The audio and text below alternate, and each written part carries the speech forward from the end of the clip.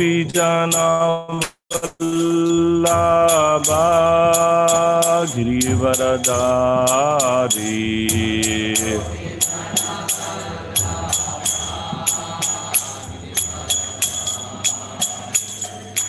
गोपीजनवल्लभा गिरिवरधारी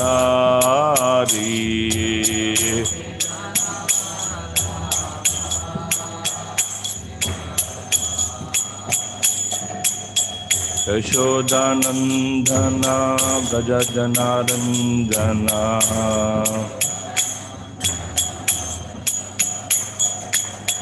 यशोदानंदना व्रज जनारंजना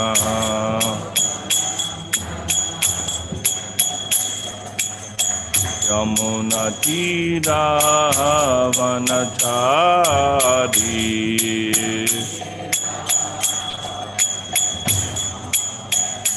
यमुना तीरा वनचारी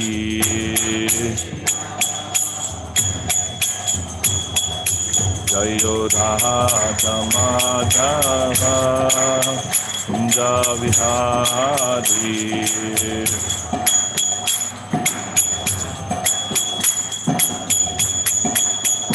जयो राधा माधव कुंज विहारी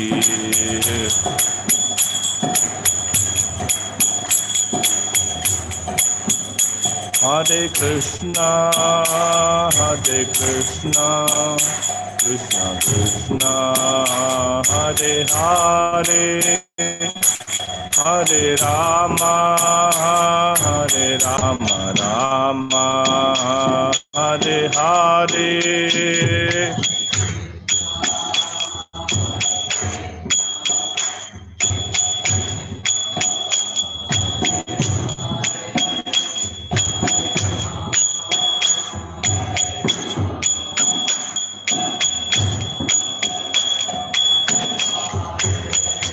हरे कृष्णा कृष्णा कृष्णा हरे हरे हरे राम राम राम हरे हरे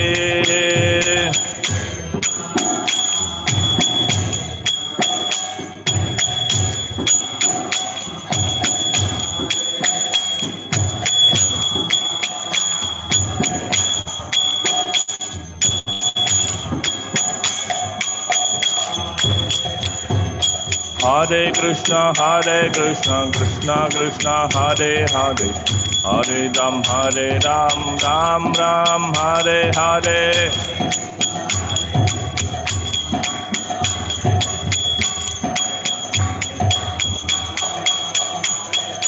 हरे कृष्णा कृष्णा कृष्णा हरे हरे हरे राम राम राम हरे हरे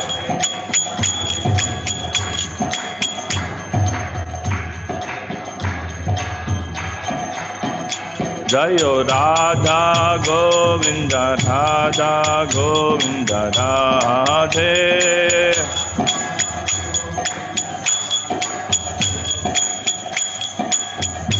जय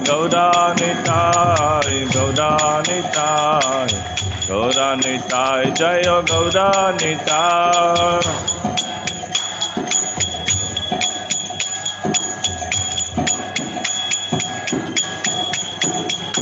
जय प्रभुपादा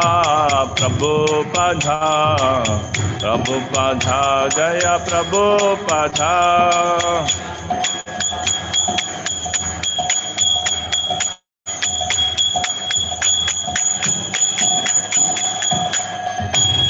जय श्री राधा गोविंद भगवान की, गौनिताय की, लक्ष्मी नरसिंहदेव भगवान की, पद्मावती बालाजी की, शिला प्रभुपाद की जय, शिला गुरुदेव की जय, निताय गौ प्रेमानंदे।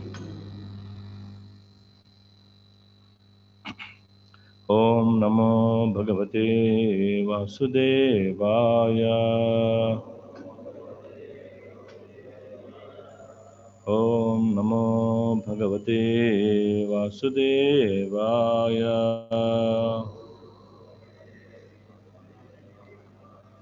ఓం నమో భగవతే వాసుదేవాయ.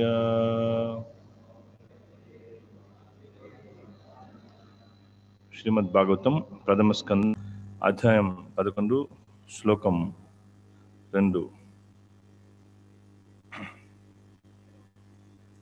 శ్రీకృష్ణుని ద్వారకా నగర ప్రవేశము.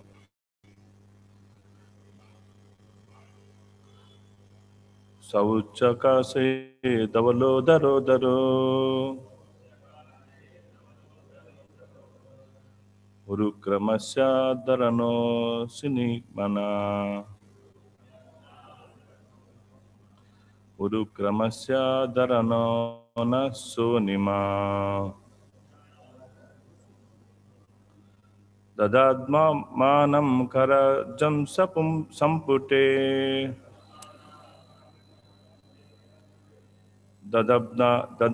దదభ్యమానం కరకంజ సంపుటే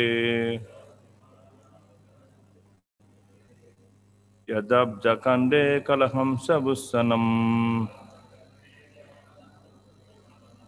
సవుచకాసే ధవలోదరోదరో ఉరుక్రమస్యాదరణో న సోనిమా దద్మాయమానం కరకంజ సంపుటే యదబ్జకండే కలహంసభుస్సనం నవుస్సకాసే ధవలోదరోధరో ఉరుక్రమస్యాదరణో న సోనిమా దద్మాయమానం కరజంస సంపుటే యతబ్జకండే కలహంస ఉత్సనం.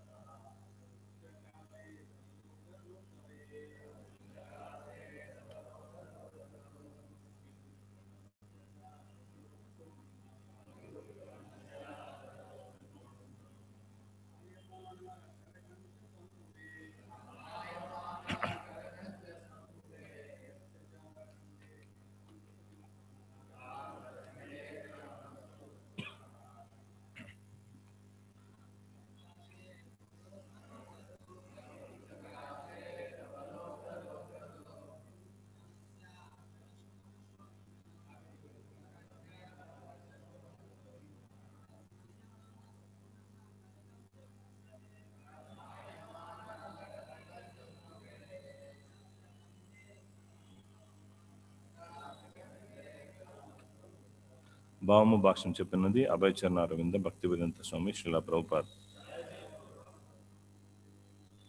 శ్రీకృష్ణుని కర్ర కమలముల మున ధరింపబడి పూరింపబడిన తెల్లని లావైన శంఖము ఆ దేవదేవుని దివ్య ధరముల స్పర్శసే ఎరబడినట్లు కనపడెను. తెల్లని రాజహంస ఎర్రని పద్మముల నడుమ క్రీడించినట్లుగా అది తోచెను. భాష్యము. శ్రీకృష్ణుని అదర స్పర్శ కలిగిన తెల్లని శంఖపు ఎర్రధనము ఆధ్యాత్మిక ప్రాముఖ్యమునకు చిహ్నమై ఉన్నది. భగవానుడు పూర్ణ చైతన్య స్వరూపుడు. ఇట్టి ఆధ్యాత్మిక అస్తిత్వం గురించి తెలియకపోతే భౌతికత్వము. వాస్తవమునకు ఆధ్యాత్మిక యందు భౌతికత్వం అన్నదే లేదు. శ్రీకృష్ణ భగవాని స్పర్శ మాత్రమున శీఘ్రమే అటువంటి ఆధ్యాత్మిక వికాసము కలుగుచుండును. విశ్వములోని కనకనమందును స్థితుడైన అతడు ఎవరి హృదయమునందైనను వ్యక్తం కాగలడు. భగవాను ఎడ ప్రగాఢమగు ప్రేమ భక్తియుక్త సేవల ద్వారా ఆ దేవదేవుని పిడికిలి అందలి శంఖం వలె ప్రతిదీ ఆధ్యాత్మికంగా ఎర్రగా ఉండగలదు. ఇక పరహంస అయిన మహాత్ముడు శ్రీకృష్ణ చరణ కమలములచే నిత్యము అలంకరించబడి ఆనంద జలమున కలహంస వలె వర్తింపగలడు. ఓం అజ్ఞానాతిమిరాంధస్య జ్ఞానాంజన శలాకయ చక్షురున్మిళితం యేన తస్మై శ్రీ గురువే నమః. నమః ఓం విష్ణుపదాయ కృష్ణప్రేష్ఠాయ భూతలే శ్రీమతే భక్తివేదాంత స్వామి నితి నామనే. నమస్తే సరస్వతి దేవి గౌరవాణి ప్రచారిణి నిర్విశేష శూన్యవాది పాశ్చాత్య దేశతారిణి పంచాకల్పతరుభ్యస్య కృపా సింధుభ్యవ చ పతితానాం పావనేభ్యో వైష్ణవేభ్యో నమో నమః. జయ శ్రీ కృష్ణ చైతన్య ప్రభు నిత్యానంద శ్రీ అద్వైత గదాధర శివసాది గౌర భక్తవృంద. హరే కృష్ణ కృష్ణ కృష్ణ హరే హరే, హరే రామ రామ రామ హరే హరే. చాలా అద్భుతమైన శ్లోకము. ఇక్కడ భగవంతుని యొక్క దివ్యమైనటువంటి శంఖాన్ని గురించి వివరిస్తున్నారు, వర్ణిస్తున్నారు, కీర్తిస్తున్నారు. భగవంతుని యొక్క శంఖం పేరేమి? పాంచజన్యం ఋషికేశం. భగవద్గీతలో వస్తుంది కదా, ఫస్ట్ చాప్టర్లో భగవంతుని యొక్క శంఖం పేరు వచ్చి పాంచజన్యం. అది ఇక్కడ ఏ విధంగా వర్ణిస్తున్నారంటే, భగవంతుని చేత స్పర్శించబడి తెల్లగా ఉంటుంది శంఖం. మామూలుగా ఎప్పుడైతే ఆయన ఆ శంఖాన్ని ప్రయోగిస్తాడో అది ఎరుపు రంగులోకి మారిందంట. భగవంతుని యొక్క ఈ భాష్యంలో వివరిస్తున్నారు, ఏ వస్తువు కూడా భౌతికమైనది కాదు. మనకు భౌతికమైనటువంటి ఈ ప్రపంచంలో ఉండడం వల్ల మనం ప్రతి ఒక్కటి భౌతికంగానే ఆలోచిస్తాం. మన యొక్క ఈ ప్రపంచంలో ఉన్నటువంటి అనుభూతి భౌతికమైన అనుభూతి. బట్ భగవంతునిది ఆ విధంగా కాదు. ఆయన ప్రతి ఒక్క వస్తువు, ఆయన వాడేటువంటి ఆయన శరీరము సచ్చిదానంద స్వరూపము, ఆయన వాడేటువంటి వస్తువులు కూడా సచ్చిదానందమైనటువంటివి. శంఖం కూడా అది సచ్చిదానంద స్వరూపం. అది ఎంతో దివ్యమైంది. మనం కానీ శ్రీమద్ భాగవతంలో చూసినట్లయితే మామూలుగా ఈ కృష్ణుడు ఉజ్జయినికి వెళ్తాడు, సాందీప ముని ఆశ్రమానికి వెళ్ళినప్పుడు అక్కడ అన్ని కళలను నేర్చుకుంటాడు గురువు దగ్గర. అది దేంతో పోలుస్తున్నారంటే, సాందీప ముని ఆయనకు బోధించాడు. దాన్ని దేంతో పోలుస్తున్నారంటే, మామూలుగా సముద్రం నుంచి మేఘాలు నీటిని తీసుకుంటాయి, తీసుకొని మళ్ళీ వర్ష రూపంలో సముద్రం లెక్కిస్తాయి. భగవంతుని సముద్రంతో పోలుస్తున్నారు, మేఘాలని సాందీప మునితో పోలుస్తున్నారు అనమాట. అంటే జ్ఞానాన్ని ఇవ్వడం. మేఘాలకి ప్రత్యేకంగా నీళ్ళేం రావు, సముద్రం నుంచి తీసుకునేది. మళ్ళీ వర్షం పడి వర్ష రూపంలో అవి సముద్రంలోకి వెళ్తాయి. ఆ విధంగా సాందీప ముని దగ్గర నుంచి ఆయన జ్ఞానాన్ని తీసుకున్నాడు. తీసుకున్న తర్వాత గురుదక్షిణ ఇవ్వాలి. చర్చించుకున్నారు సాందీప ముని యొక్క ధర్మపత్ని సాందీప ముని. ఏమడదాం వీళ్ళని, వీళ్ళు సాధారణ వ్యక్తులు కాదు కదా. వాళ్ళు అడుగుతారనమాట, తను మరణించినటువంటి పుత్రుణ్ణి తీసుకొచ్చామని అడుగుతారు. వాళ్ళకి తెలుసు కృష్ణుడు అసాధారణమైనటువంటి వాడు, దేవదేవుడు అని తెలుసు. అందరిని అడగరు కదా ఆ విధంగా, కాబట్టి ఆయన తగ్గట్టుగానే అడిగారు అనమాట. కృష్ణ బలరాముడు బయలుదేరినారు. వాళ్ళు వెళ్ళి వాళ్ళు సముద్రం దగ్గర అతను మరణించింటాడు, సముద్రంలోకి ప్రవేశిస్తారు. అక్కడ ఈ శంకాసురుడు ఉంటాడు అనమాట, రాక్షసుడు. అతను చంపాడమని చెప్పి అతన్ని సంహరిస్తారు. సంహరించి యాక్చువల్లీ పాంచజన్యం అనేది అది భగవంతుని యొక్క శాశ్వతమైనటువంటి శంఖం అది. బట్ ఇక్కడ ఈ రాక్షసుని కూడా శంఖంగా మార్చినట్లు భాగవతంలో వివరిస్తున్నారు. దాన్ని స్వీకరించి అక్కడి సముద్ర గర్భంలో లేరు గురుపుత్రుడు. ఇప్పుడు తర్వాత ఏం చేస్తారంటే యమపురికి వెళ్తారనమాట. యమధర్మరాజు సమయం అని చెప్పి అంటారు ఆయన ఉన్నటువంటి నగరాన్ని. ఆ నగరం దగ్గరికి వెళ్ళి అక్కడ ఈ నరకలోకాల్లో అంతా కూడా రకరకాల జీవులు ఎవరైతే మానవ జన్మ అవకాశం వచ్చి దాన్ని ఉపయోగించుకోకుండా ఉంటారో, దాన్ని ఆత్మసాక్షాత్కారం కోసం ఉపయోగించకుండా అధర్మ కార్యక్రమాలకి ఉపయోగించుంటారు, పాపకార్యాలను ఆచరించుంటారు, వాళ్ళంతా కూడా నరకలోకంలో వాళ్ళ దుఃఖాన్ని అనుభవిస్తుంటారు అన్నమాట. అవి ఈ యొక్క గర్భోదక స్థాయి సముద్రానికి తర్వాత ఈ బ్రహ్మాండానికి మధ్యలో స్థితమై ఉన్నాయి ఈ నరకలోకాలంతా కూడా. యమధర్మరాజు యొక్క పట్టణం దగ్గర వీళ్ళంతా రకరకాల దుఃఖాన్ని అనుభవిస్తుంటారు. కొంతమంది కుంభిపాక, అసిపత్రవన, సుకర్ముఖ, తామస, అందతామస, రౌరవ, మహారౌరవ, క్రిమి భోజన, రకరకాల నరకాలని వాళ్ళ పాపాలను బట్టి శ్రీమద్ భాగవతంలో వివరించినారు. వాళ్ళు కొంతమంది కుంభిపాక భయంకరమైనటువంటి జంతువులను హింసిస్తారు, కొంతమంది భయంకరంగా హింసిస్తారు అనమాట. అటువంటి వాళ్ళని కుంభిపాక నరకంలో శిక్షించబడతారు. అంటే సలసల నూనె కాగుతూ ఉంటుంది, దాంట్లో అతను ఏం చేస్తారు, ఈ జంతువుని ఏ విధంగా వాళ్ళు ఆ నూనెలో కాంచుతారో ఆ విధంగా ఇతను కాంచుతారు అనమాట. ఈ విధంగా దుఃఖాలు అనుభవిస్తుంటారు ఈ నరకలోక వాసులంతా కూడా. భగవంతుడు ఎప్పుడైతే ఈ సమయం అనే దగ్గరికి వెళ్ళి యమధర్మరాజు పట్టణానికి శంఖాన్ని పూరిస్తాడు. ఆయన శంఖాన్ని పూరించంగానే ఆ యొక్క శబ్దం నరకలోకాలంతా వ్యాపించిందంట. మొత్తం ఆ నరకలోకాల మొత్తం ప్రదేశాన్ని వ్యాపించింది. ఎంత దూరం అయితే ఈ శంఖధ్వని ప్రవేశించిందో అంత దూరం ఈ నరక బాధలు అనిపించేటువంటి ఈ జీవులు వాళ్ళకి నరక బాధల యొక్క ప్రభావం వాళ్ళ మీద పడలేదు. ఆ శబ్దం వెళ్ళంగానే వాళ్ళకి ఆ నొప్పి తగలడం లేదు. వాళ్ళు కుంభిపాకలో ఉన్నారు, వాళ్ళు బాగా సలసల కగైనటువంటి నూనెలో ఉన్నారు.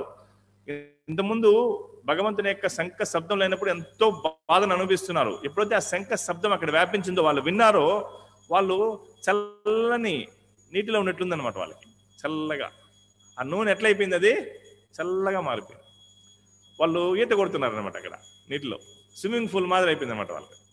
ఆ నరకలోక ప్రభావం పూర్తిగా నశించిపోయింది అనమాట. ఆ శంఖ శబ్దం వినంగానే ఆ దివ్యమైన శబ్దం, అందుకే దివ్య శంఖం, భగవంతుని శంఖం సాధారణమైనటువంటి కాదు, అది ఎంతో దివ్యమైంది. ఆ శబ్దం చాలు ఒక వ్యక్తిని పవిత్రం చేయడానికి.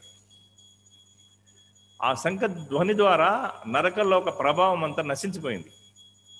పాపులు మొత్తం పాపాలంతా నశించిపోయాయి, వాళ్ళకి ఆ యొక్క ప్రభావం లేదనమాట. ఆశ్చర్యపోయాడు అందరూ, ఏమైంది, వాళ్ళ సూరాలతో పోలిస్తే కూడా సూరాలు ఇరిగిపోతున్నాయి, వాళ్ళకేం కావడం లేదు. వాళ్ళు ఈ కుంభిపాకలు ఇంతకుముందు అరుస్తున్నారు ఆ నూనెలో పడి, ఇప్పుడు వాళ్ళు ఈత కొడుతున్నారు వాళ్ళు. అంటే భగవంతుని యొక్క శంఖనాదం అంత దివ్యమైందనమాట. ఇక్కడ అందుకనే ఈ శంఖాన్ని గురించి ఎంతో అద్భుతంగా కీర్తిస్తున్నారు. భగవంతుని యొక్క స్పర్శ, భగవంతునికి సంబంధించి ఏదైనా దివ్యమైంది. కాబట్టి ఇక్కడ యమధర్మరాజుకు ఆశ్చర్యం, ఏమైంది చూస్తే ఆయన కూడా ఈ యొక్క శబ్దాన్ని విని ఆయన కూడా శబ్దశక్తి వెళ్ళిపోయాడు అనమాట. పరం మహాభాగవతుడు యమధర్మరాజు. తర్వాత ధ్రువుని యొక్క విషయంలో చూడొచ్చు మనం. ఇక్కడ ధ్రువుడు తపస్సు చేస్తున్నాడు. చేసేటప్పుడు చిన్న పిల్లవాడు ఎంతో ఘోరమైన తపస్సు చేస్తున్నాడు. మొట్టమొదట తపస్సుకి వెళ్ళేటప్పుడు నారదముని పరీక్షిస్తాడు. ఆయన నువ్వు చిన్న పిల్లవాడివి, నువ్వు ఇంటికి వెళ్ళు, నువ్వు ఆడుకో అని చెప్తాడు. ఆయన విన్నాడు ధ్రువుడు, నాకు భగవంతుడు చూడాలి, నేను భగవంతుని దర్శించాలి అని ఎంతో పట్టుదలతో ఉంటాడు. నారదముని ఏం చేస్తాడు, అతనికి ఓం నమో భగవతే వాసుదేయ మంత్రాన్ని ఇస్తాడు.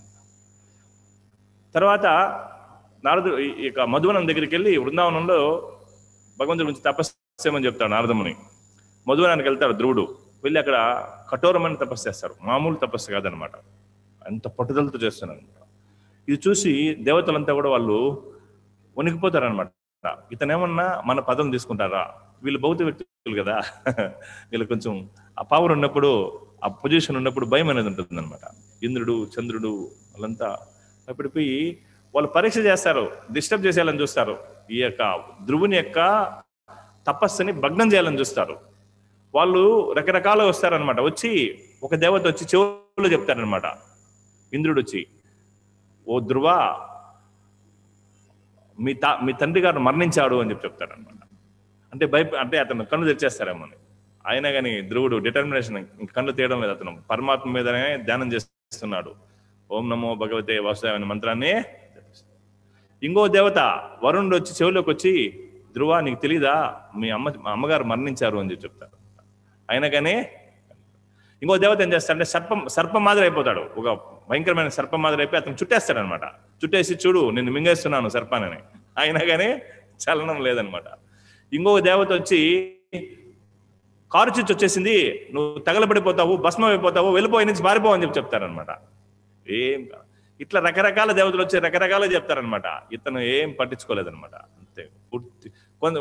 కొంతమంది దేవతలు వచ్చి ఏం చేస్తారంటే అక్కడనే ఒక భయంకరమైన నదిని సృష్టిస్తారు, నదిలో మునిగిపోయేటట్లు. అయినా కానీ చలనం లేదు, అంత పట్టుదలతో ఉన్నారు. మనమైతే పారిపోతాం అనమాట. జపం చేసేటప్పుడు చిన్న తేలు వచ్చినా కానీ ఆ నుంచి వెళ్ళిపోతాం. అతని డిటర్మినేషన్ చూడు. చిన్న అపాయం జరిగినా కానీ మనం ఇంకా భక్తినే వదిలేస్తాం. బట్ ధ్రువుడికి మనకు ఉన్నటువంటి వ్యత్యాసం అదనమాట. అతను చలనం లేదు. చాలా భయంకరమైన పరిస్థితిని సృష్టించారు. దేవతలు సృష్టించడం అంటే అపాయాన్ని, అది సాధారణమైన విషయం కాదు.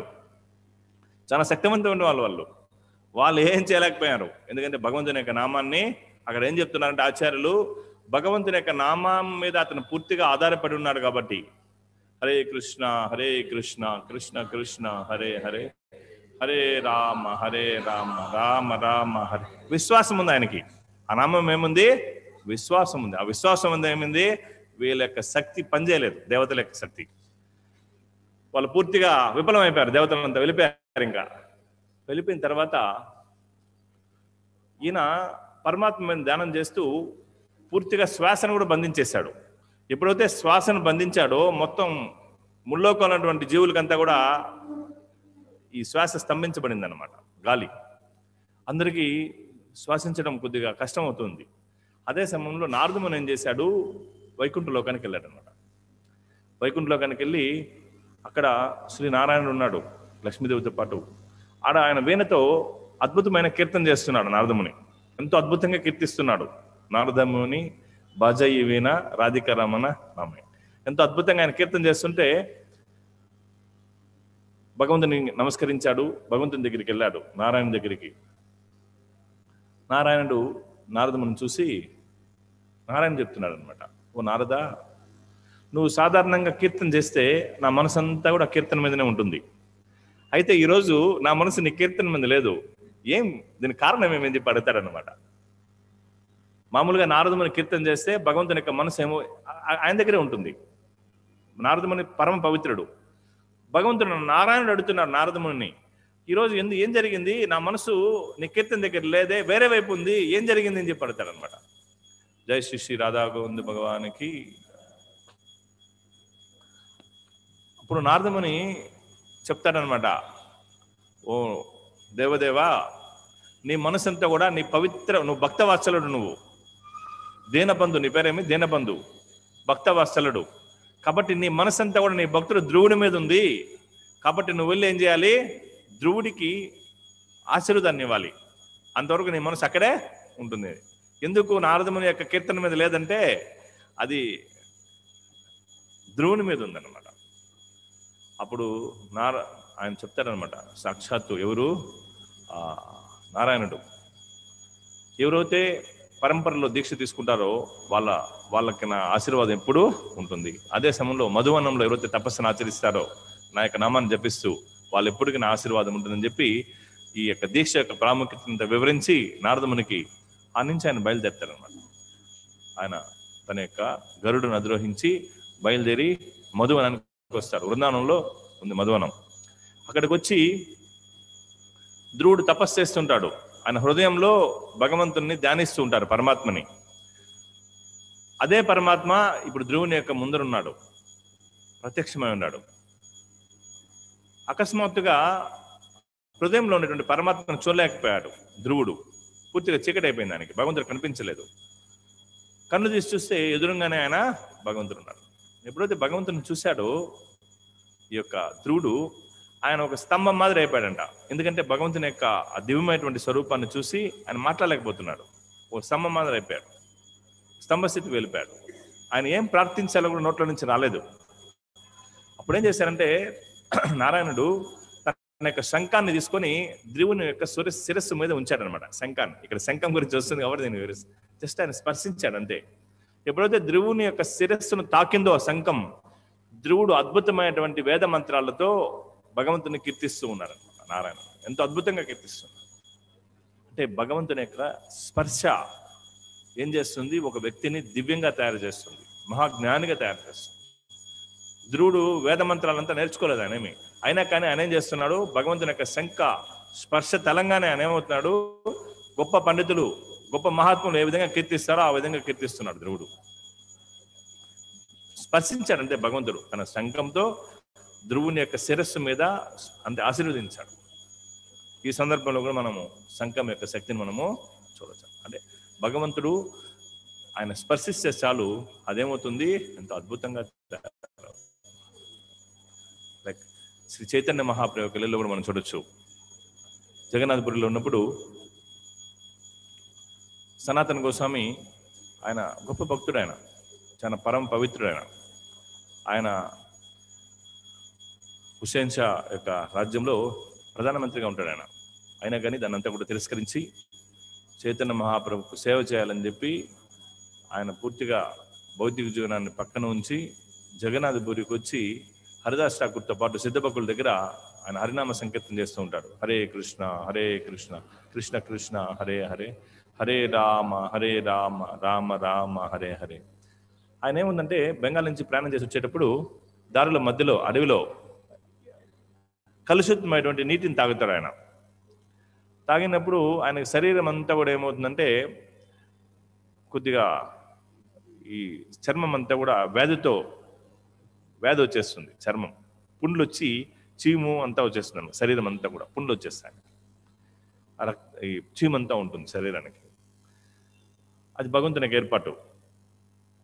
ఆయన ఎవరిని కలవడం లేదు, భక్తులు ఎవరిని కలవడం లేదు. హరిదాస్ ఠాకూర్ సిద్ధభక్తుల దగ్గర జపం చేసుకుంటూ ఉన్నాడు, ఎవరిని చూడటం లేదు కూడా, దూరంగా ఉన్నాడు ఆయన. ఆయన నేను అపవిత్రుడు అనే భావంతో దూరంగా ఉన్నాడు. ఒకరోజు జగన్నాథ్ మందిరానికి కూడా వెళ్ళడం లేదు ఆయన, దర్శనానికి కూడా వెళ్ళడం లేదు, అపరాధం అవుతుందని. ఒకరోజు ఏమవుతుందంటే చైతన్య మహాప్రభు తోట గోపీనాథ్లో ఉంటాడు. ఆయన సందేశం పంపిస్తాడు, ఈరోజు మధ్యాహ్నం సనాతన గోస్వామి నా దగ్గరికి వచ్చి నాతో పాటు ప్రసాదం తీసుకోవాలని చెప్పి మధ్యాహ్న సమయంలో ఆయనకు వర్తమానాన్ని పంపిస్తారనమాట చైతన్య మహాప్రభు సనాతన గోస్వామికి. సనాతన గోస్వామి సిద్ధభక్తుల దగ్గర ఉన్నాడు. సిద్ధభక్తులు జగన్నాథ్ మందిరానికి ఈ యొక్క సింహద్వారం వైపు ఉంటుంది, ముందర వైపు ఉంటుంది. సిద్ధభక్తులు ముందర, తోట గోపీనాథ్ వెనక, యమేశ్వర తోట వెనక వైపు ఉంటుంది. జగన్నాథ్ మందిరానికి వెనక వైపు ఉంటుంది, ముందర వైపు సిద్ధభక్తులు. ఇంకా జగన్నాథ్ మందిరాన్ని దాటుకొని వెళ్ళాలి. వార్త తెలంగాణ తోట గోపీనాథ్కి వెళ్ళాలంటే ఈయనేం చేశాడంటే సనాతన గోస్వామి 2 మార్గాలు ఉన్నాయి తోట గోపీనాథ్కి వెళ్ళడానికి. జగన్నాథ్ మందిరం దారిలో వెళ్తే దగ్గర, మందిరం పక్కనే నడుచుకుంటూ వెళ్తే యమేశ్వర తోట దాటుకుంటానే చాలా దగ్గర. ఇంకొకటి సముద్ర మార్గంలో వెళ్ళొచ్చు, సముద్రపు బీచ్ పక్కన నడుచుకుంటూ వెళ్ళొచ్చు, అది చాలా దూరమైన మార్గం. ఇప్పుడు సనాతన గోస్వామి ఏం చేస్తాడంటే ఆయన సముద్ర మార్గం ఆ బీచ్ దగ్గర వెళ్తాడు అనమాట, దగ్గరగా ఉన్న మార్గంలో వెళ్ళడు. అది మధ్యాహ్న సమయము, ఎండ సమయం, భయంకరమైన ఎండ. ఆ ఇసుక, సముద్రం పక్కన ఇసుక ఉంటుంది, భయంకరంగా కాలుతూ ఉంటుంది. ఆ ఇసుకలో నడుచుకుంటూ వెళ్తాడు సనాతన గోస్వామి. ఆయన కాళ్ళంతా కూడా ఈ వేడికేమో ఇసుకంతా భయంకరంగా కాలుతూ ఉంటుంది. అది ఆ ఇసుక ఎంతో వేడిగా ఉంది. ఆయన చెప్పులు కూడా లేవు ఆయన దగ్గర.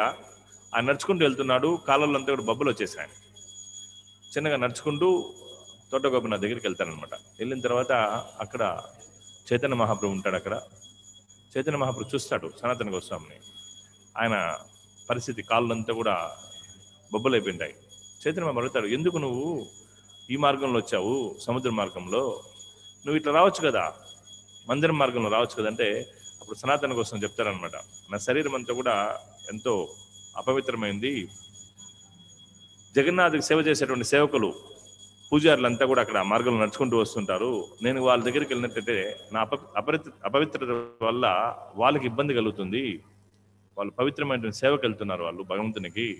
నా అపవిత్రమైన శరీరంతో నేను అక్కడికి వెళ్ళకూడదు అని చెప్పి నేను దూరంగా వచ్చాను అని చెప్తాను. అంటే జగన్నాథ్ సేవకులంతా ఉంటారు కదా మందిరం దగ్గర. చైతన్య మహాప్రభు ఏం చెప్తారంటే, ఓ సనాతన, నువ్వు అనుకుంటున్నావు నువ్వు అపవిత్రుడని చెప్పి. నువ్వు ఎంత పవిత్రుడైతే ఎంత పవిత్రుడంటే నీ యొక్క స్పర్శ చేత దేవతలు మునులు కూడా పవిత్రమవుతారు. నువ్వు అపవిత్రుడని చెప్పద్దు. నువ్వెంత పవిత్రుడంటే నిన్ను స్పర్శిస్తే చాలు, నిన్ను తాకితే చాలు. నువ్వు అపవిత్రం చెప్పి అనుకుంటున్నావు, నిన్ను తాకితే స్పర్శిస్తే చాలు దేవతలు మునులు సాధారణంగానే పవిత్రుల వాళ్ళు, అటువంటి వాళ్ళు కూడా పవిత్రమవుతారు నీ యొక్క స్పర్శ చేత. అంత పవిత్రుడు నువ్వు, అంత పవిత్రమైన వ్యక్తి కాబట్టి నిన్ను స్పర్శించాలి అని చెప్పి చైతన్య మహాప్రభు దగ్గరికి వెళ్తాడనమాట. ఆయనకు ఆల్రెడీ పుండ్లు ఉన్నాయి శరీరం అంతా కూడా. ఎవరికి? సనాతన గోస్వామికి. చైతన్య బాబు దగ్గరికి వెళ్ళి ఆయన ఆలింగనం చేసుకోవాలనుకుంటాడు. సనాతన గోస్వామి చెప్తాడు, మహాప్రభు నా శరీరం అపవిత్రమైంది, దగ్గరికి రావద్దని చెప్తాడు. అయినా కానీ మహాప్రభు వెళ్ళి ఆయన ఆలింగనం చేసుకుంటాడు. ఆ శరీరం తాకగానే ఆయన దగ్గర ఉన్నటువంటి ఆ పుండ్లంతా కూడా, దాంట్లో ఉన్నటువంటి చీమంతా కూడా చైతన్య బాబు శరీరానికి తాకుతుంది అనమాట. ఎప్పుడైతే చైతన్య మహాప్రభు ఆయన స్పర్శిస్తాడో తక్షణం ఏమైంది? సనాతన గోస్వామి శరీరంలో ఉన్నటువంటి ఆ రోగం అంతా నశించిపోయింది అనమాట. ఆ పుండ్లు కానీ అంతా నశించిపోయి దివ్యంగా తయారైపోయాయి. ఇక్కడ మన ఆచార్యులు మనకు వివరిస్తున్నారు. ఇక్కడ కూడా చూడొచ్చు, చైతన్య మహాప్రభు సాక్షాత్ కృష్ణుడు, ఆయన యొక్క స్పర్శ, భగవంతుడు స్వయంగా తాకడం కానీ భగవంతుడు శంఖంతో తాకడం కానీ, మనకి ఇది ఒక అద్భుతమైనటువంటి లీల. ఎంత పవిత్రంగా తయారవుతాం మనం. సనాతన గోస్వామి విషయంలో అయితే ఇక్కడ మన ఆచార్యులు వివరిస్తున్నారు, సనాతన గోస్వామికి ఆ ఉండేటువంటి పుండ్లు ఉన్నాయి కదా, దాంట్లో వచ్చేటువంటి ఆ చీము కానీ అదంతా కానీ అది దుర్వాసన రావడం లేదంట. మామూలుగా కూడా కస్తూరి ఉంటుంది కదా, కస్తూరి అనేది ఎంతో అద్భుతమైనటువంటి స్మెల్. చందనము కస్తూరి అంటారు. చందనము కస్తూరి ఎటువంటి సువాసన వస్తుందో అటువంటి సువాసన వస్తుందంట ఆయన. అంటే సనాతన కోసం అంత పవిత్రుడు. ఆయన శరీరంలో ఉండేటువంటిది మన మాదిరి చీము, రక్తము, గలీజ్ స్మెల్ కాదు ఆయన దగ్గర వచ్చేది. చెడు వాసన, దుర్వాసన రావడం లేదు. అక్కడ ఏ వాసన వస్తూ ఉంది? అద్భుతంగా చందన కస్తూరి వాసన వస్తుందంట ఆయన శరీరంలో నుంచి, ఈవెన్ ఆ పుండ్ల నుంచి కూడా. ఎందుకంటే ఆయన భక్తులు కూడా ఇక్కడ భాష్యంలో ఇచ్చినారు, పరమహంసలు కూడా అంతే పవిత్రంగా ఉంటారు. ఎందుకంటే భగవంతుని యొక్క పాద పద్మాలకి వాళ్ళు శరణాగతి పొందడం వల్ల పరమహంసలు కూడా ఎప్పుడూ భగవంతుడు శంఖంలాగా ఎప్పుడు పవిత్రంగా ఉంటారనడానికి సనాతన కోసం మనకు ఉదాహరణ. ఆయన ఉండేటువంటి ఈ యొక్క ఆ శరీరంలో ఉన్నటువంటి ఈ యొక్క రోగం అంతా కూడా, ఈ కురుపులంతా కూడా దుర్వాసన రావడం లేదు, ఎంతో అద్భుతమైన సువాసన వస్తుంది. లైక్ శ్రీమద్ భాగవతంలో చెప్తారు కదా, ఈ యొక్క వృషభదేవుడు ఆయన పరమహంస, ఆయన ఎక్కడ భౌతికంలో లేడు. ఆయన శరీరం వచ్చేటువంటి ఏదైనా కానీ అది ఎంతో అద్భుతంగా సువాసనతో ఉంది. ఆయన యొక్క శరీరం నుంచి వచ్చేటువంటి ప్రతి ఒక్క వస్తువు, ప్రతి ఒక్క చెమట కావచ్చు, తర్వాత ఆయన యొక్క శరీరం నుంచి వచ్చేటువంటి ఎంగిలి కావచ్చు, ఏదైనా కావచ్చు, అదంతా ఏ విధంగా ఉంది, ఎంతో సువాసన వస్తుందని చెప్పి శ్రీమద్ భాగవతంలో అక్కడ వివరిస్తున్నారు. కాబట్టి పవిత్రమైనటువంటి వ్యక్తి భౌతికంగా ఉండడు, ఎప్పుడు ఆయన ఆధ్యాత్మికంగా ఉంటాడు, ఎప్పుడు పరమ పవిత్రంగా ఉంటాడు. భగవంతుని యొక్క భక్తుడు కానీ భగవంతుని భౌతికం అనేదే ఉండదు. ఒక సందర్భంలో ఒక జగన్నాథ లీల జరిగిందనమాట. జగన్నాథ్ పూరిలో భగవంతుడు ప్రసాదాన్ని తింటాడా? ఆయన తింటాడా? పెట్టినది పూర్తిగా తింటాడా? ఒక భక్తుడు, ఇద్దరు భక్తులకి అది చర్చ జరుగుతుందనమాట. అవును స్వీకరిస్తాడు, ఆయన పూర్తిగా స్వీకరిస్తాడు. వాళ్ళు ఆ విధంగా చర్చించేటప్పుడు వాళ్ళు దాన్ని గమనించాలని చెప్పి అనుకున్నారు. నిజంగానే భగవంతుడు తింటాడని. వాళ్ళిద్దరూ నైవేద్యం పెట్టేటప్పుడు వెళ్ళారంట. ఇద్దరు మంచి భక్తులే, వాళ్ళు భౌతికంగా అంటే అవగాహనలో లోపం ఉండొచ్చు, కానీ ఇద్దరు భగవంతుని భక్తులు. అక్కడ భగవంతుడు స్వీకరిస్తాడు అని రుజువు చేయడానికి జగన్నాథ్ ఏం చేశాడంటే, అక్కడ ఆ రోజు మామూలుగా కూడా జరిగేది ఇది, మనకు కూడా ఇది ఒక మంచి అవగాహన నేర్పేటువంటి లీల అనమాట. భగవంతుని ముందర అన్ని రకాల కుండలతో నైవేద్యం పెట్టినారు జగన్నాథ్కి. భగవంతుడు ఏం చేస్తున్నాడు? తన కర్మతో, తన చేతితో ఆ కుండను తాకుతున్నాడు. భగవంతుడు దివ్యమైనటువంటి వాడు, పరమ పవిత్రుడు, ఆయన సచ్చిదానంద స్వరూపం. ఎప్పుడైతే ఆయన తన చేతితో ఆ కుండను తాకినప్పుడు ఆ కుండ కానీ దాంట్లో ఉన్న పదార్థం ఏమవుతా ఉంది? అది కూడా దివ్యమైపోతా ఉంది, ఆధ్యాత్మికం అయిపోతుంది. ఆయన భగవంతుడు పరమ పవిత్రుడు, అదే సంపూర్ణుడు కూడా. ఈశోపనిషత్తులో శ్లోకం ఉంది కదా, ఈశావాస్యమిదం ఈ ఓం పూర్ణమదః పూర్ణమిదం పూర్ణాత్ పూర్ణముదస్యతే పూర్ణస్య పూర్ణమాదేవ పూర్ణమేవాశిష్యతే. భగవంతుడు సర్వ సంపూర్ణుడు. ఆ సంపూర్ణ నుంచి వచ్చేటువంటి ఏ వస్తువు అయినా కానీ సంపూర్ణమే. ఇప్పుడు భగవంతుడు ఎన్ని విభజనలు చెందినా కానీ ఆయన సంపూర్ణంగానే ఉంటాడు. అట్లా భగవంతుడు సంపూర్ణుడు కాబట్టి భగవంతునికి సంబంధించినంతా కూడా సంపూర్ణమే. ఆయన తాకాడు అనుకో, ఆ ప్రసాదం కూడా ఏమవుతుంది, సంపూర్ణమైపోతుంది. అది కూడా ఆయన తిన్నా కానీ అది ఆధ్యాత్మికం అయిపోయి మళ్ళీ అక్కడే ఉంటుంది. మనం తింటే అయిపోతుంది. మనం తిన్నామనుకో ప్లేట్లో పెట్టుకుని అదేమవుతుంది, అయిపోతుంది. భగవంతుడు స్పర్శించడం వల్ల ఏమైందంటే దానికి కూడా పూర్ణత్వం వస్తుంది అనమాట. భగవంతుని ముందర మనం నైవేద్యం పెడతాం కదా, నైవేద్యం పెట్టినప్పుడు అది భగవంతుడు తినేస్తాడు మొత్తం. ఆయన తినేటప్పుడు ఎట్లా, ఆయన స్పర్శిస్తాడు కదా, స్పర్శించినప్పుడు ఏమవుతుంది, ఆ పదార్థం కూడా పవిత్రమై ఆధ్యాత్మికం అవుతుంది, సంపూర్ణమవుతుంది, పూర్ణమవుతుంది. పూర్ణమైనప్పుడు అయిపోతుంది, ఇంకా అట్లే ఉంటుంది. మనం తినడానికి భగవంతుని తినడానికి వ్యత్యాసం ఉందన్నమాట. ఆయన తాకితే చాలు, దానికి కూడా ఏమో ఆధ్యాత్మిక. అందుకే భగవంతుని యొక్క ప్రసాదము అది భౌతికం కాదు, పూర్తిగా ఆధ్యాత్మికం. కాబట్టి ఆయన పాత్రను తాకినప్పుడు, ఆ కుండను తాకినప్పుడు అది పవిత్రమవుతుంది, పూర్ణమవుతుంది. భగవంతుడు దాన్ని తిన్నా కానీ మళ్ళీ అట్లే ఉంటుంది. ఆయనలో నుంచి ఎన్ని వచ్చేసినా ఆయన అట్లే ఉంటాడు. ఆయన ఎంత తిన్నా మరి ఆ పదార్థము అట్లే ఉంటుంది. ఇది భౌతిక వ్యక్తికి అర్థం కాదు. కొంతమంది అడుగుతారు, భగవంతుడిని పెడితే తింటాడా అంటే తింటాడు, తిని అట్లే పెడతాడు మళ్ళీ. అది ఆయన శక్తి, ఆయన పూర్ణత్వం అంటే అది. ఆయన పరిపూర్ణుడు కాబట్టి, పరిపూర్ణంగా ఉన్నటువంటి దేవదేవుడు కాబట్టి ఆయన ఆహారాన్ని తిన్నా అయిపోదు. అది ఆయనలో నుంచి ఎన్ని భౌతిక ప్రపంచాలు, ఎన్ని ప్రపంచాలను సృష్టించినా ఆయన అట్లే ఉంటాడు. మనలో నుంచి, శరీరంలో నుంచి ఏదైనా భాగం తీసేసామనుకో మళ్ళీ ఆ భాగం ఉండదు అక్కడ. బట్ భగవంతుడు అట్లా కాదు. ఆయన శరీరంలో నుంచి ఎన్ని లోకాలు వచ్చినా ఆయన అట్లే ఉంటాడు, సంపూర్ణంగానే ఉంటాడు. ఈ లోకాలు కూడా సంపూర్ణంగానే ఉంటాయి.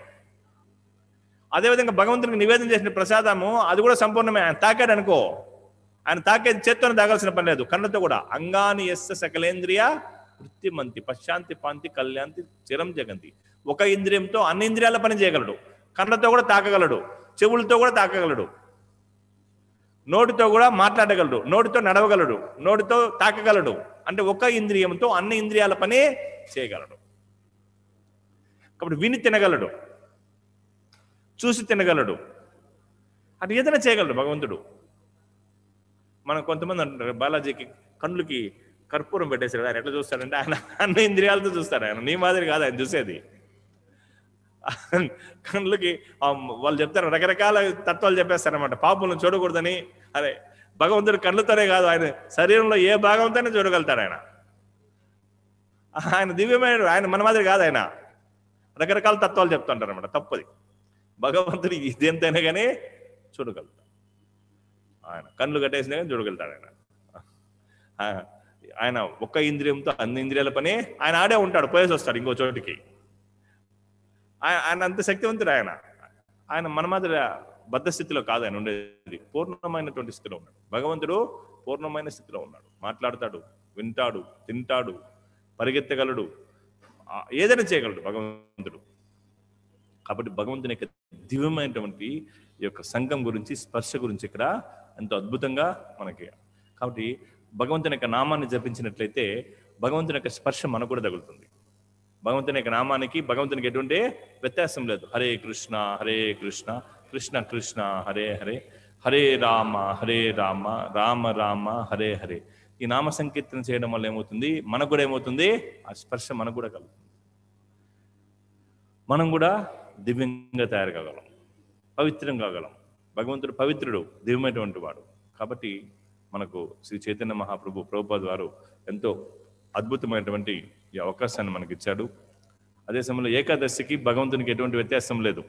ఈరోజు ఏకాదశి చాలా అద్భుతమైనటువంటి ఏకాదశి, రమ ఏకాదశి. ఈరోజు ఇది శ్రీకృష్ణ భగవానుడు తర్వాత ఈ కృష్ణుడికి ఈ సంవాదంలో ఈ అశ్వయుజ మాసం కృష్ణపక్షంలో వచ్చేటువంటి ఏకాదశి పేరేంటి అని అడిగినప్పుడు ఇక్కడ భగవంతుడు శ్రీకృష్ణుడు జవాబు ఇస్తున్నాడు. ఈ ఏకాదశి పేరు రమ ఏకాదశి. ఇది సమస్త పాపాలను హరిస్తుంది. ఏకాదశి ఏం చేస్తుంది, అన్ని పాపాలను కూడా హరించి వేస్తుంది. ఈ పవిత్రమైన ఏకాదశి ముచుకుంద మహారాజుకి సంబంధించింది అనమాట. ముచుకుందుడు మనం ఈ యొక్క లీలలో వస్తుంది. ముచ్చుకుంద మహారాజ్ ఆయన దేవతలకు కూడా సహాయం చేశారనమాట. గుహలోకి వెళ్ళి నిద్రించడం అంతా విన్నాం మనం ముచ్చుకుందుడిది. ఆయన ఎంత గొప్పవాడంటే రాజ్యంలో ప్రతి ఒక్కరూ, ముచ్చుకుంద మహారాజ్ యొక్క రాజ్యంలో ప్రతి ఒక్కరూ ఏకాదశి వ్రతం చేయాలి. ఈవెన్ జంతువులు కూడా, ఆయన దగ్గర ఉన్నటువంటి ఏనుగులు, గుర్రాలు ఆ రోజు వాటికి ఆహారం లేదనమాట. అంత కఠినంగా ఈ ఏకాదశి వ్రతాన్ని ఆయన చేసేవాడు. ఈ రాజుకి అందరితో స్నేహం కూడా ఉంది. ఇంతకుముందు మనం చెప్పినట్లు యమ, వరుణ, కుబేర అందరితో కూడా మంచి స్నేహం ఉంది. ఈ యొక్క ముచ్చుకుంద మహారాజు ఈ విధంగా ఆయన రాజ్య పరిపాలన చేస్తున్నాడు. ఎంతో ధర్మంగా ఏకాదశి వ్రతాన్ని ఆచరిస్తూ కొంతకాలానికి ఆయనకు కుమార్తె ఆయన కలిగింది. ఆమె పేరు వచ్చి చంద్రభాగ. ఈ నదుల్లో సర్వోత్తమైన నది చంద్రభాగ నది. చంద్రభాగ నది వచ్చి ఇక్కడ పండరపూర్లో ఉంటుందన్నమాట. చంద్రభాగ చంద్రుని ఆకారంలో ఉంటుంది. దివ్యమైనటువంటి నది. ఆ యొక్క విఠలుని యొక్క మందిరానికి పక్కన భాగంలో ఈవెన్ మన ఇస్కాన్ మందిరం కూడా అక్కడ ఉంది. చంద్రభాగ నది ఎంతో అద్భుతంగా ఉంది. కాబట్టి ఈ దివ్యమైనటువంటి నది పేరుని తన కుమార్తెకు పెట్టాను ఆయన. ఈ చంద్రభాగ పెరిగి పెద్దదైన తర్వాత ఈయన ఏం చేశాడంటే శోభనుడు అనేటువంటి వ్యక్తికి ఇచ్చి వివాహం చేశాడు చంద్రభాగాని.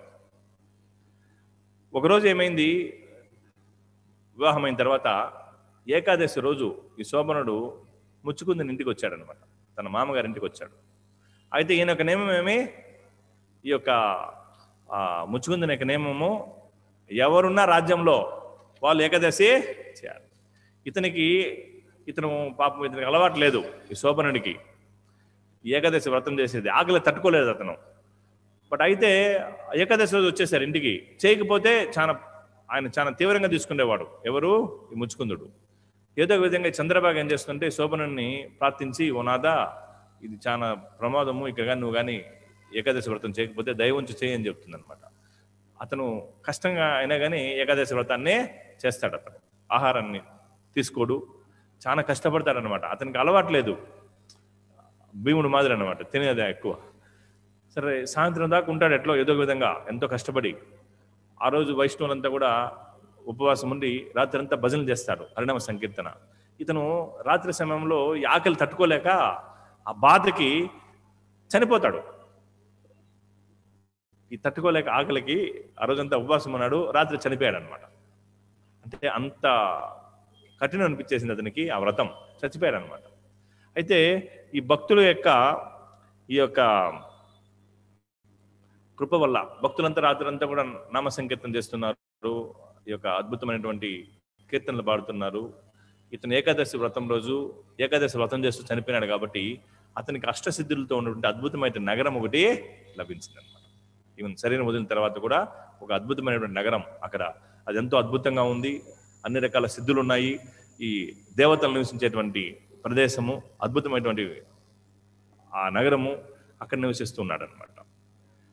అయితే ఆ రాజ్యం స్థిరంగా లేదు. ఎందుకంటే ఏకాదశి పూర్తిగా ఆచరించలేదు కదా అతను. దివ్యమైనటువంటి లోకం లభించింది అతనికి, బట్ అయితే స్థిరంగా లేదు, అస్థిరంగా ఉందన్నమాట. సరే ఒకరోజు ఏమైందంటే విష్ణు శర్మ అనేటువంటి ఒక బ్రాహ్మణుడు, అతను ఏం చేశాడంటే, ఇంతకుముందు అంటే బ్రాహ్మణులు వాళ్ళు ఎంతో శక్తివంతులు, వేరే వేరే లోకాలకంతా వెళ్తున్నారు అనమాట. అతను ఈ లోకయాత్ర చేస్తూ, మనం ఎట్లా తీర్థయాత్ర చేస్తామో అట్లా లోకయాత్ర చేస్తున్నాడు అనమాట. చేస్తూ ఈ శోభన ఉన్నటువంటి పట్టణానికి వెళ్ళాడు అనమాట. వెళ్తే అతనికి అర్థమైపోయింది ఇతను ముచ్చుకుందిన యొక్క అల్లుడు అని చెప్పి. ఈ బ్రాహ్మణుడు వచ్చి ముచ్చుకుందిన యొక్క రాజ్యంలో ఉన్నటువంటి బ్రాహ్మణుడు శోభను కలిసి, అవును నువ్వు ముచ్చుకుందిన యొక్క అల్లుడు కదా, నువ్వు ఇక్కడ అద్భుతంగా ఉన్నావు, ఎట్లా లభించింది నీకు ఇది అంటే, నేను ఏకాదశి యొక్క ప్రభావం వల్ల ఈ లోకం నాకు లభించింది.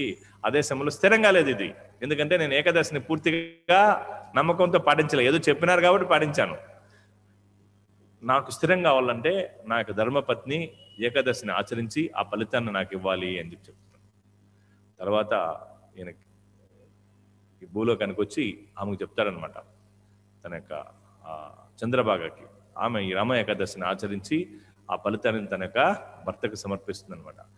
కొంతకాలానికి అతనేమవుతాడు, తన రాజ్యము స్థిరమవుతుంది. ఆమె కూడా తిరిగి వెళ్ళి తన భర్త దగ్గర ఉండి ఇద్దరు కలిసి ఏకాదశి వ్రతాన్ని మళ్ళీ కూడా ఆచరిస్తూ భగవద్ధామానికి చేరుకుంటారనమాట. అంటే ఈ రమ ఏకాదశి ఎంతో శక్తివంతమైంది. మనకే కాదు, మన పూర్వీకులకు కూడా, మనకే కాదు మన పూర్వీకులకు కూడా, మన పెద్దవారికి, పితృలకి అందరికి కూడా ఎవరైతే ఏకాదశిని ఆచరిస్తారో ఈ ఏకాదశి యొక్క ప్రభావం వల్ల వాళ్ళ పితరులకి, వాళ్ళ కుటుంబ సభ్యులకి అందరికీ కూడా శుభం జరుగుతుందని చెప్పి ఇక్కడ మనకు ఆచార్యులు మనకి వివరిస్తున్నారు అనమాట. మామూలుగా మనం ఈ యొక్క ఏకాదశి పేర్లని మనం చర్చిస్తాం. 26 ఏకాదశిని అందరూ కూడా నాతో పాటు చెప్పండి. ఉత్పన్న ఏకాదశి, మోక్షద ఏకాదశి, సఫల ఏకాదశి, పుత్రద ఏకాదశి, సత్యల ఏకాదశి, జయ ఏకాదశి, విజయ ఏకాదశి, ఆమలిక ఏకాదశి, పాపమోచన ఏకాదశి, కామద ఏకాదశి, వరుదుని ఏకాదశి, మోహిని ఏకాదశి, అపర ఏకాదశి, నిర్జల ఏకాదశి, యోగిని ఏకాదశి, శయన ఏకాదశి, కామిక ఏకాదశి, పవిత్ర ఏకాదశి, అన్నద ఏకాదశి, పార్శ్వ ఏకాదశి, ఇందిర ఏకాదశి, పాశాంకుశ ఏకాదశి, రమ ఏకాదశి, ఉత్తన ఏకాదశి, పద్మిని ఏకాదశి, పరమ ఏకాదశి. ఏదైనా ప్రశ్న ఉంటే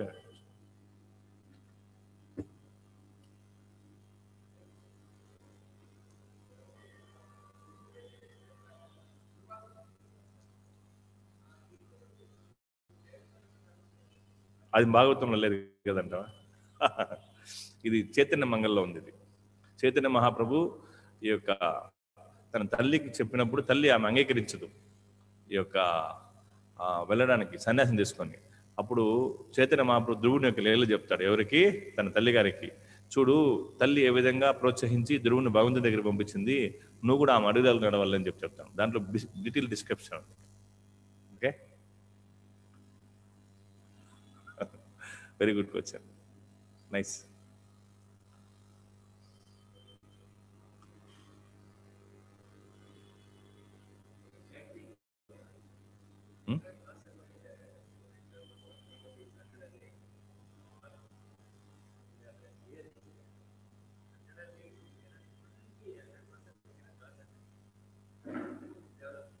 very nice question.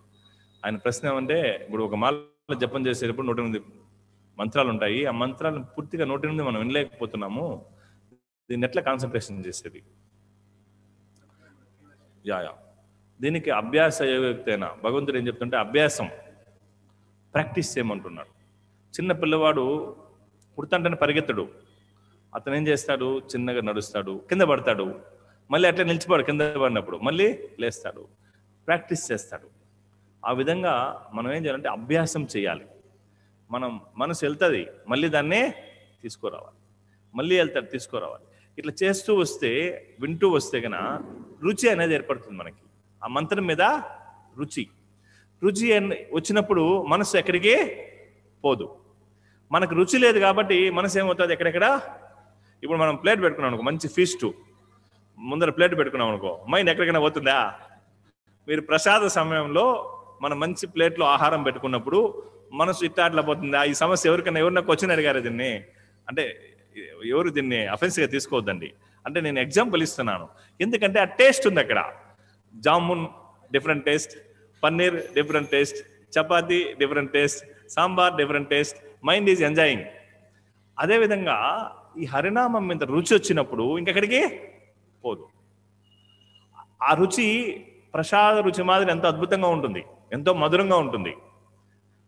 Very very అందరూ ఆచార్యులంతా కూడా కీర్తిస్తున్నారు, ఎంత అద్భుతంగా ఉంది. సనాతన గోస్వామి, రూప గోస్వామి చెప్తున్నారు, నాకు కొన్ని వందల వేల నోర్లు కావాలి, చెవులు కావాలి హరే కృష్ణ మంత్రం జపించడానికి. ఆ రుచి ఎంతో అద్భుతంగా ఉంది. హరిదాస్ ఠాకూర్ లక్షలు అడుగుతున్నాడు, లక్షల నోటుల్ని, చెవుల్ని అడుగుతున్నాడు. అంటే ఇక్కడ సారాంశం ఏమంటే, మనం అభ్యాసం చేయంగా ఆ యొక్క మంత్రం వినంగా దాంట్లో ఒక టేస్ట్ అనేది వస్తుంది, రుచి. ఆ రుచికి మనస్సు కానీ ఆకర్షితులైందంటే ఇంకెక్కడికి పోదు.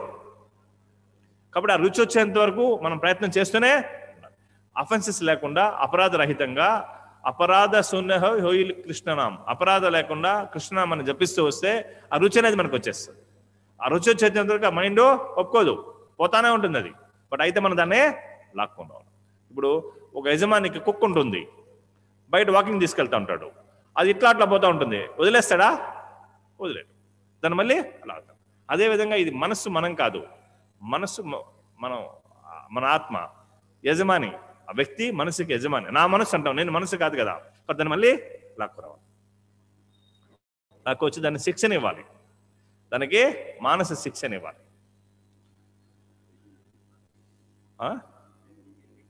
When we can get perfection, ఇది మన యొక్క తీవ్రతను బట్టి, మన యొక్క తీవ్రతను బట్టి. ధ్రువుడు 3 monthsలో వచ్చేసింది అతనికి పర్ఫెక్షన్. మనము మన యొక్క దృఢత్వం, మనం ఎంత దృఢంగా ప్రయత్నం చేస్తాం అనేదాన్ని బట్టి పర్ఫెక్షన్. 1 రోజుల్లో కూడా పర్ఫెక్షన్ తీసుకురావచ్చు, 1 నెలలో పర్ఫెక్షన్ తీసుకురావచ్చు. ధ్రువుడు మాత్రం 3 నెలల్లో పర్ఫెక్షన్ తీసుకురావచ్చు, లేదంటే 3 జన్మలు కూడా కావచ్చు, 30 జన్మలు కావచ్చు, 3 యుగాలు 3 కల్పాలు కూడా కావచ్చు. మన డిటర్మినేషన్, మన పట్టుదల ఎంత ఉంది, అది ముఖ్యం. అందుకనే ఈ యొక్క భక్తియుక్తి సేవలో ఈ దృఢ నిశ్చయం అనేది చాలా చాలా, మనం ఎంత పట్టుదలతో ఉంటామో అంత మనకు సక్సెస్ అనేది. గంధరాజ్ శ్రీమద్ భాగవతం కి, శిలా ప్రభుపాద్ కి, నితాయ గౌర్ ప్రేమానందే.